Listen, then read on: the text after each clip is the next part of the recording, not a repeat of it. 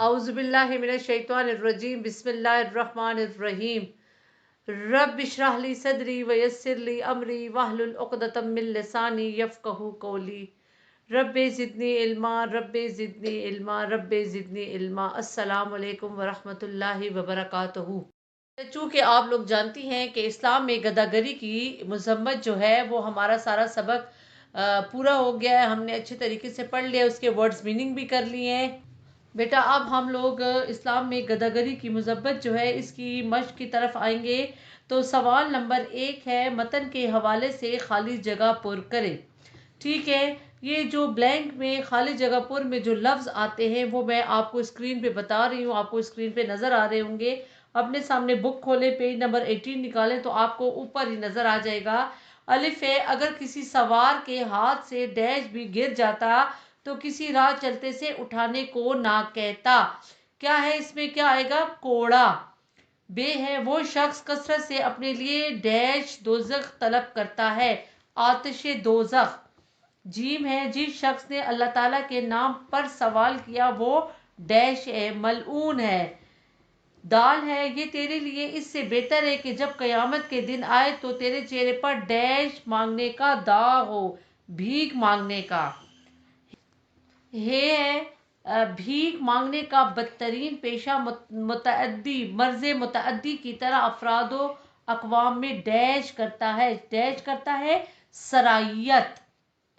दाल है, हजरत उमर रजी अल्लाह ताला अन्हा ने साइल से फरमाया तू साइल नहीं है, डैश है। डैश में क्या आएगा बेटा, ताजर है। ठीक है, ये आपके ब्लैंक हो जाएंगे 1 2 3 4 5 6। ये 6 जो है आप लोगों को स्क्रीन पे नज़र आ रहे होंगे, आप इसके ज़रिए अपनी बुक को फिल कर लें।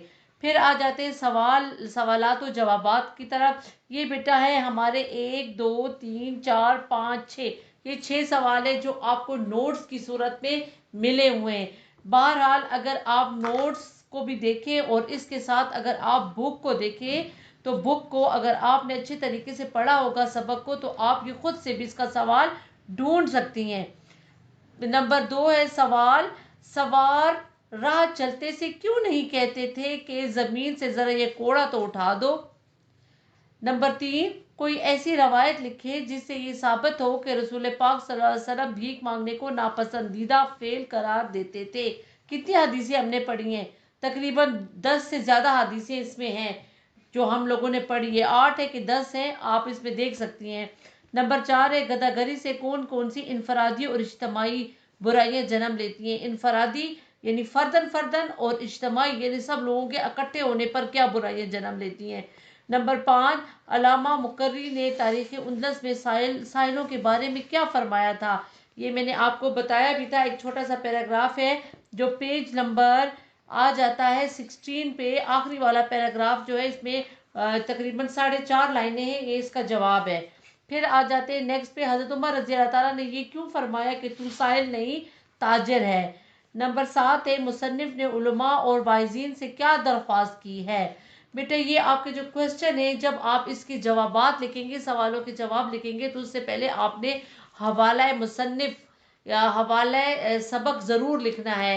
अब उसमें आपका आ जाएगा सबक का नाम, मुसन्निफ का नाम, मुसन्निफ की अदबी हैसियत, तारीख़ पैदाइश, तारीख़ वफ़ात और उनकी अहम जो है ख़ास तसनीफ़ात। ठीक है, ये आप लोगों ने तसानीफ जो है ये आपने लिखनी है, ये आपके हवाले में आ जाएगा। जहाँ पे भी सवाल आपका आता है आपने ऊपर हवाला लिखना है, क्योंकि हवाले का अलग से नंबर होता है। फिर हम लोग नेक्स्ट क्वेश्चन की तरफ आ जाते हैं नंबर 8 पर। वाहिद की जमा और जमा के वाहिद लिखें। सवाल, सवालात, हाजिर, हाजात, अशखास, शख्स, मतलब, मतालिब, अहदीस, हदीस, मुस्तहिक, मुस्तहिकीन, एहसान, एहसानात, मुल्क, ममालिक, ताजिर, ताजरान, अकवाम, कौम। अब आपने अलग अलग से वाहिद और जमा जो है इसमें से वाहिद को अलग कर देना है, जमा को अलग कर देना है। मैंने आपको वाहिद के जमा भी बता दिए और जमा के वाहिद भी बता दिए और आपको स्क्रीन पे भी नज़र आ रहा है। ٹھیک ہے، پھر آ جاتے ہیں سوال نمبر 9 کی طرف. مندرجہ ذیل الفاظ کے متضاد لکھیں. متضاد ہم کس کو کہتے ہیں؟ الٹ کو کہتے ہیں. گناہ، ثواب، نیکی، بدی، آزادی، غلامی، مسلمان، کافر، تندرست، بیمار، آگ، پانی، فروخت، خرید، دوزخ، جنت، حرام، حلال، ناداری. بیٹا ناداری کا آ جاتا ہے، مفلسی بھی آتا ہے، امیری بھی آتا ہے، اور ناداری کا ایک جو دوسرا لفظ ہے نا اس کو مفلسی بھی کہتے ہیں. یہ دونوں ایک ہی طرح کے مترادف لفظ ہیں، اور ان کے متضاد کیا آتے ہیں؟ امیری یا مالداری. ٹھیک ہے، تو اس کے علاوہ 10واں سوال ہے ہمارا، مندرجہ ذیل الفاظ کے کو اپنے جملوں میں استعمال کریں. آپ کے نوٹس پہ بھی ہیں بیٹا، اور میں آپ کو اس کی میننگ بھی بتا دیتی ہوں. آپ خود بھی کوشش کریں ان کے آسان سے جملے بنانے کی. مذمت، مذمت کا مطلب ہے مخالفت. انسداد، انسداد کا مطلب ہے روک تھام. مسائل، مصیبتیں. دھتکارنا، ذلیل کرنا یا جھڑکنا. آتش دوزخ، دوزخ کی آگ. دروغ گوئی، جھوٹ بولنا. دست مبارک، مبارک ہاتھ. خون بہا، وہ رقم، وہ پیسے، وہ روپے پیسے جو قاتل مقتول کے ورثاء کو دیتے ہیں. ممانعت، ممانعت کا مطلب ہے روکنا یا منع کرنا. ان کے آپ نے جملے بنانے، خود سے جملے بنائیں اور مجھے چیک کروائیں. میرا نمبر آپ کے پاس ہے، آپ مجھے ایک ایک جملہ بنائیں. جو ٹھیک ہوگا میں آپ سے کہہ دوں گی یہ ٹھیک ہے، جو غلط ہوگا اس کی کریکشن کر لوں گی، اس کی اصلاح کر لوں گی. اب آ جاتے ہیں پیج نمبر 19 کی طرف. نمبر 11 سوال ہے، فعل ناقص وہ فعل ہے کہ جب تک فاعل کے علاوہ کوئی اور اسم یا صفت اس کے ساتھ نہ ملے وہ بات کو مکمل نہیں کرتا. جیسے اب فعل ناقص کون کون سے لفظ ہیں؟ ہیں، ہوں، ہو، تھا، تھے، تھی، تھیں. دیکھیے بیٹا آپ خود بخود محسوس کریں کہ جب تک اس کے ساتھ کوئی اسم نہیں لگے گا اس کے معنی ہمیں پتہ ہی نہیں چلتے کہ یہ کیا ہے. جیسے ہے تو کیا؟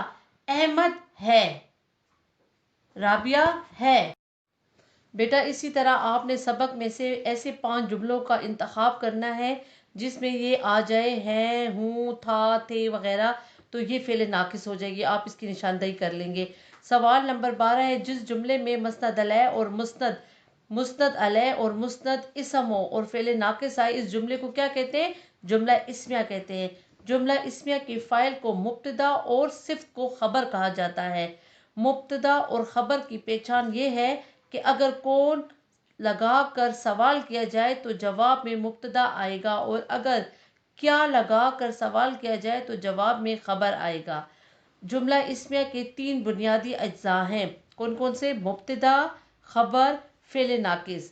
بیٹا میں نے آپ کے لیے ایک اسکیچ سا بنایا ہے، وہ آپ کی اسکرین پہ نظر آ رہا ہے. یہ ترکیب نحوی ہے کہ ہیرا ذہین ہے. ٹھیک ہے، تو اس میں صفت آئیے، صفت کو ہم خبر کر دیں گے، ہیرا مبتدا ہو جائے گی اور ہے فعل ناقص. تو یہ ایک آپ کی ترکیب نحوی بن جائے گی. دوسرے جملے میں نے ایک لفظ کا اضافہ کیا ہے، ہیرا ذہین لڑکی ہے. تو اب یہ جملہ صفت اور موصوف سے مل کے بنے گا. یہ آپ کو ترکیب نحوی نظر آ رہی ہے نا؟ تو اسی طرح آپ نے 5 جملے جو ہیں اپنے رف کاپیوں پہ ترکیب نحوی کے بنانے ہیں اور پھر مجھ سے چیک کروانے ہیں. لاسٹ میں آ جائے، گداگری ایک سماجی برائی ہے. اس کے علاوہ کیا ہے؟ یہ ایک آپ کی سرگرمی ہو جائے گی. کیا کہ گداگری ایک کیا ہے؟ سماجی برائی ہے. تو طلبہ جو ہے آپس میں، آپ اور آپ کی بہن آپس میں ایک مکالمہ لکھیں. مکالمہ کسے کہتے ہیں؟ 2 لوگوں کے درمیان ایک کسی خاص بات پہ بات کی جائے، ایک خاص موضوع پر خاص ٹاپک پہ بات کی جائے. تو آپ اس پہ ایک چھوٹا سا مکالمہ آپس میں کریں، اور اگر لکھ سکتی ہیں تو لکھ کے بھی مجھے چیک کروا لیں. اب ہدایت پہ ہے، گداگری ایک سماجی برائی ہے. اس کے علاوہ بھی ہمارے ہاں بہت سی سماجی برائیاں موجود ہیں. ٹھیک ہے، آپ نے بیٹا ایسا کرنا ہے کہ میں آپ کو سماجی برائیاں بتا دیتی ہوں. نمبر 1 ہے منشیات، نمبر 2 سود خوری، نمبر 3 رشوت خوری، نمبر 4 سفارش، نمبر 5 بددیانتی. ठीक है, आप लोगों को मैं आपकी मर्जी पे छोड़ती हूँ। किसी एक पर आप एक छोटा सा पैराग्राफ एक मजमून की सूरत में लिखें। आप किसी भी टॉपिक पे लिख सकती हैं। ये मैं आपको स्क्रीनशॉट में भी बता दूंगी, और मैं आपको ये समझा भी दूंगी। अगर मंशियात पे कोई लिखना चाहे, सूदखोरी पे, रिश्वत पे, सफारिश पे या बददियानती पे, तो हिंट्स मैं दे दूंगी और फिर आप उस पर लिख लेंगी। तो आप लिखने की कोशिश करें तो आप किसी एक बुराई पे भी बहुत अच्छे तरीके से मजमून लिख लेंगी। बेटा मुझे उम्मीद है कि आपको एक्सरसाइज की समझ आ गई हो। अगर कहीं मसला है, कहीं मसला है तो आपके पास मेरा नंबर है, आप व्हाट्सएप पे मेरे साथ बात भी कर सकती हैं। आप अपने सवालों के जवाब भी मुझसे ले सकती हैं, मुझसे हेल्प ले सकती हैं। ठीक है, अब मैं इजाज़त चाहती हूँ आपसे। वस्सलाम।